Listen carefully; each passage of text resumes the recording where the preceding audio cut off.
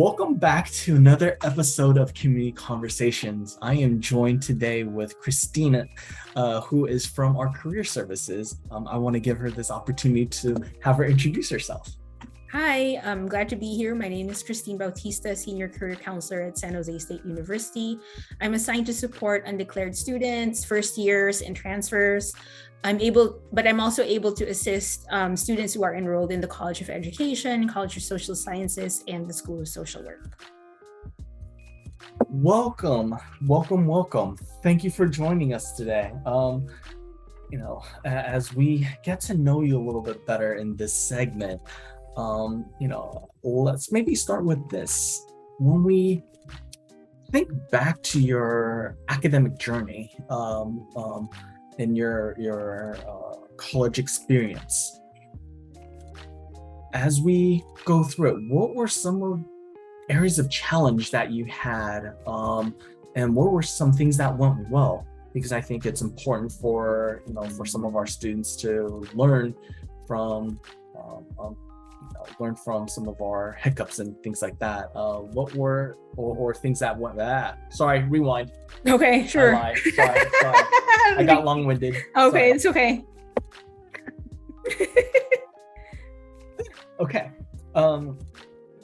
Welcome, Christine, to today. So, as we think about your academic journey, what was that academic journey like? And also, maybe if you can talk a little bit more about what were some of the areas of that went well, and what were some things that didn't go so well. So I think I have it's not totally unique, but I will say I grew up in the Philippines actually, and I went to college in the Philippines, so it might be a little different from here, but I did go and pursue my master's here in the United States, and so I can talk a little bit about that experience as well. So in the Philippines back then, and maybe even now, we're not really in our culture, like we're not really encouraged to do other things when you're going to school. Like your focus is really like your academics. And so, that's what I did. I studied hard, studied well. I went to one of the, not to brag, but like it's one of the best universities in the Philippines. And so it's very academically challenging. Like I remember like sort of like what you were saying earlier, where you look to the people around you and some of them you'll see, some you won't. So there was like a huge like attrition rate, like because people were like just like having a hard time academically. And I remember my father telling me, so he also went to the same school.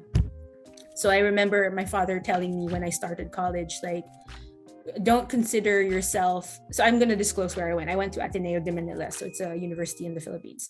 So he said, don't consider yourself an Atenean until after you graduate, because you're not an Atenean until you've actually completed like, your academic career. And so I took that to heart. And so even if it was academically rigorous, like what I did was like take it as a semester at a time, right? Because like if you think about like all the whole 4 years, it's going to be overwhelming. But if you take it like in chunks, it's not as bad, right? Like I just need to survive this semester. I just need to make sure I'm enrolled in the right classes. I tried to get to know upperclassmen so I could get some advice, right? Like what classes should I take? Who should I take it with? This is what I want to do. And, so sort of like informally finding mentors, right? Like I didn't formally email them or like, it's more like, what I did though, while we weren't encouraged to work, is like I was actively involved in clubs in schools. And so that's how I got to know people. And then got some advice, on how I should proceed. Like, how do I survive this? Like, what do I do? So I was heavily involved, like in my college career center. So I was like a student ambassador, like peer. So I enjoyed that piece. I was also an officer for the student association, student association that was associated with my major, which was psychology. And the school that I went to is a Catholic university. And so I volunteered to teach catechism to, youth in underserved communities. So I was actively involved in like clubs and organization, in addition to like pursuing my academics. In terms of challenges, I think the most challenge that I had was transitioning. So when I went to the Philippines, I worked there for like a couple of years before I decided like I want to go to the United States and be an international student. I was actually an international student, and pursue my master's in counseling. And so for me, and I know we have a lot of international students at San Jose State, and so I think maybe I could speak to that. I learned early on like how challenging it is for international students to get some type of work experience. And so what I learned from, talking to people is that, as soon as you're able to get any type of experience, any type of like on-campus experience, because your goal is to learn the American work culture in the beginning, and then like finding work where you're actually using the skill set you want to use comes after, right? So I took that advice to heart. Again, like talked to people when I first got here, and did whatever I could, like any part-time job on campus, like being a TA, like anything that I could do so I could get, build that experience. And thankfully, like for the program I went to, it was required to get internships and practicum. And so that was really helpful for me in terms of finding a job when I graduated after, because I already had like practical experience. And so I would suggest, to international students and even to all students, like if you can, like get some practical experience, because it does help you, right? Like when you're like finding a job, like employers might be able to say, hey, this person has some training, this person is trainable, like, this might be a good candidate for our role, right? So I don't know if that answered your question, but No, thank you for that. And I appreciate you sharing your experience with us, because you're absolutely right. We do have a lot of students that are international students, whether they're here for graduate student, for grad school, or they're here for undergrad. And that's a very different experience, being an international student. So thank you for sharing that insight. I think maybe let's dig a little bit more. You mentioned about, for you, the importance, it sounded like the importance of networking with some of the upperclassmen or other people in your cohort to help navigate some of those waters. How do one navigate that? How do one like connect with your peers? How did you do it? And maybe if we can, maybe split it up in terms of from you as an undergrad, but also from the lens of an international student. How do you make that connection? Yeah. So when I was an undergrad, I participated in different clubs. I think I signed up for a lot of clubs. I don't even remember how many clubs. And then at some point, like you realize I'm not really interested in that. And then it's fine. It's fine if you realize like I'm not as interested as I thought it would be, and then don't commit, right? But the key is, I think, to try as many different things, and in a way like find your people, like if that makes any sense. And so I think that's it. It was like I didn't have the mindset I need to network with my, that wasn't how I approach it. It's just more like I need to find I guess like people who I can look up to, or like people who I can connect with. It's like trying to find a friend in a way, right? Like when finding you're your community. Yeah, you're finding your community basically. So you're not but ultimately that community becomes part of your network, right? And professionally they could be, people who can help you. And honestly, like the very first job that I got through one of my classmates, because he referred me to the employer. And so you never know, right? Like the people you go to school with, you don't know who their network is, who they're connected to, right? And so they might be people who can help you. And in the same way, you also might be able to help them, right? Because you never know. So I would say, yeah, like participate, whether it's on campus or off campus. Like, it just so happened I was involved like on campus, but if you are participating in associations outside of outside of San Jose State, that's fine too. I know like some people like engaging in competitions, that kind of stuff, like, do that and connect with people, right? Like it's like with any relationship, you want to follow up. So, don't just leave it as, I met this person at this event and then that's it, right? Like, ask for their number, like ask for their email, try to follow up. You don't have to talk to them every day, but every so often, connect with them. Like what I do is like, sometimes, like, for example, like on LinkedIn, right? Like I have people who I'm connected to on LinkedIn, like, and sometimes they have their birthday alerts up, right? And so like, if it pops up in my feed that it's so-and-so's birthday, like, I'll just, drop a hello and say hi and greet them on their birthday, that kind of thing where you're remembering someone, right? Because it's like any relationship. So you want to nurture it, you want to keep it, right? So that's, like in undergrad, I mean, that's something that I did that I feel like I tried to do even now, because but now that I'm older though, like I feel like I'm being more intentional about who I connect with. Whereas like when I was in college, it's like free for all, like I'll talk to anyone.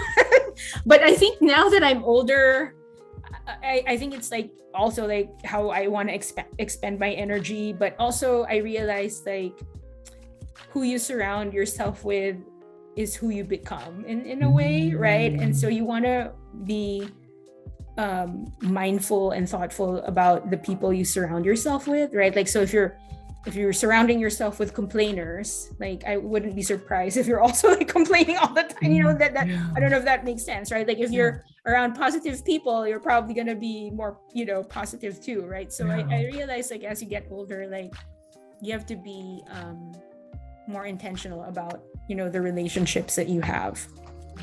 And I know there was a second part to your question about like being an international student.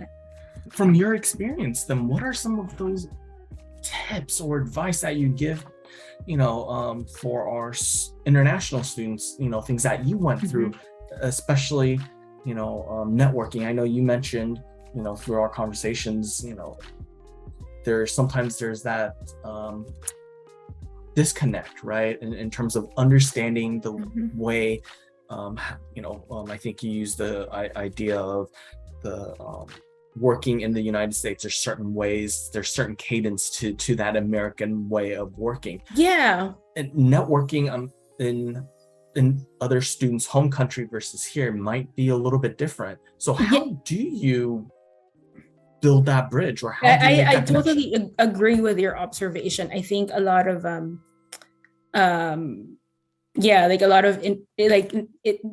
networking, or the concept of networking, might be different in your home country or here. I mean, it's just my observation. There's no scientific like evidence-based research on this.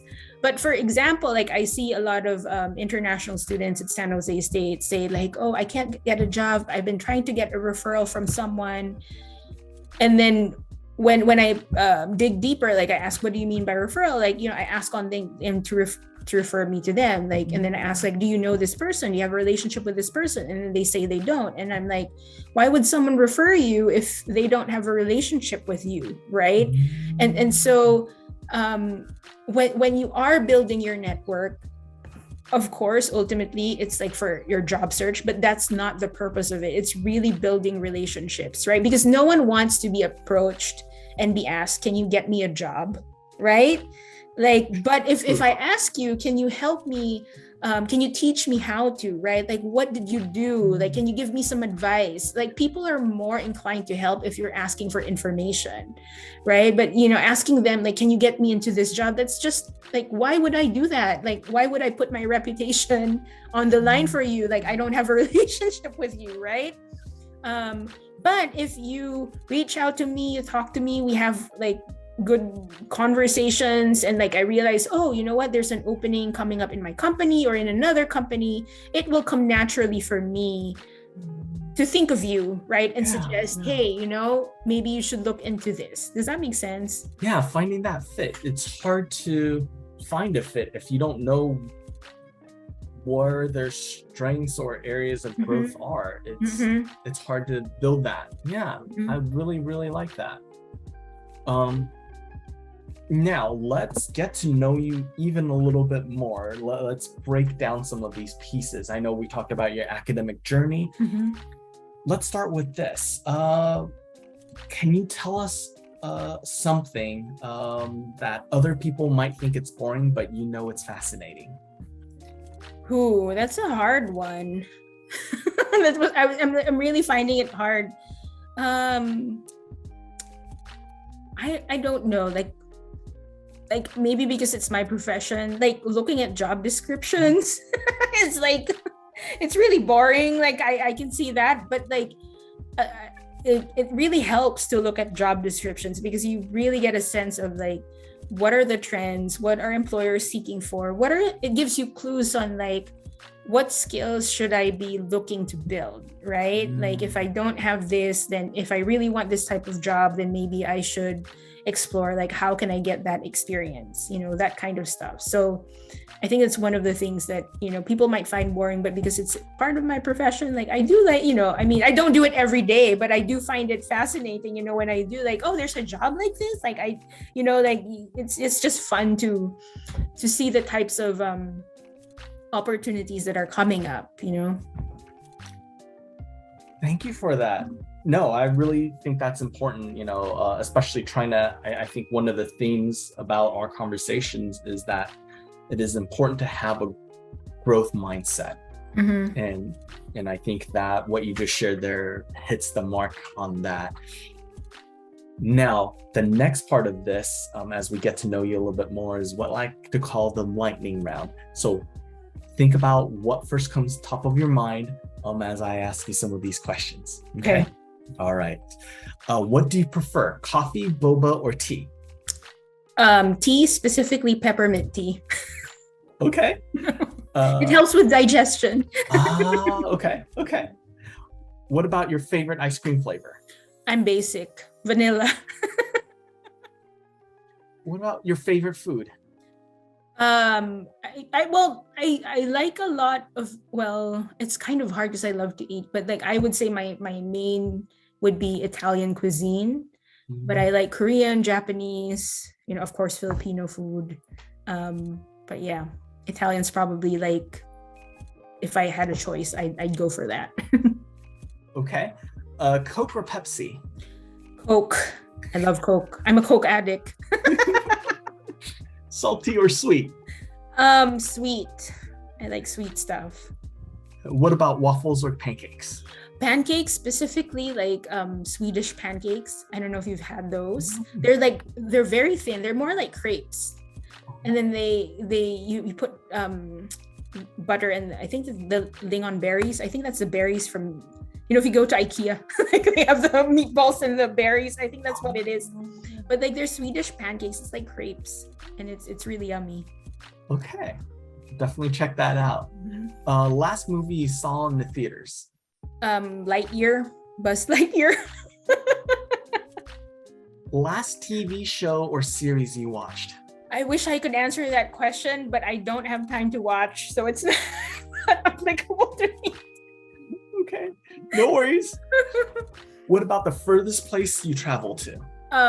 Probably internationally, the Philippines, because that's my home country, but locally, probably Washington, D.C. And then last but not least, what is an item on your bucket list? I like driving, so I would love to do a road trip either on the east or the west coast, just by the coast, like from, I'd love to be able to do that. I'd love to have the money and the time to be able to do it. Especially right now with the gas prices. I know, yeah, that's why it's like on my bucket list. Maybe it'll happen in the future. Well, thank you so much for spending the time with us, Christine. I know we appreciated a lot of the insights that you're able to share with us. Before we let you go, if we want to continue this conversation, how do students get a hold of you?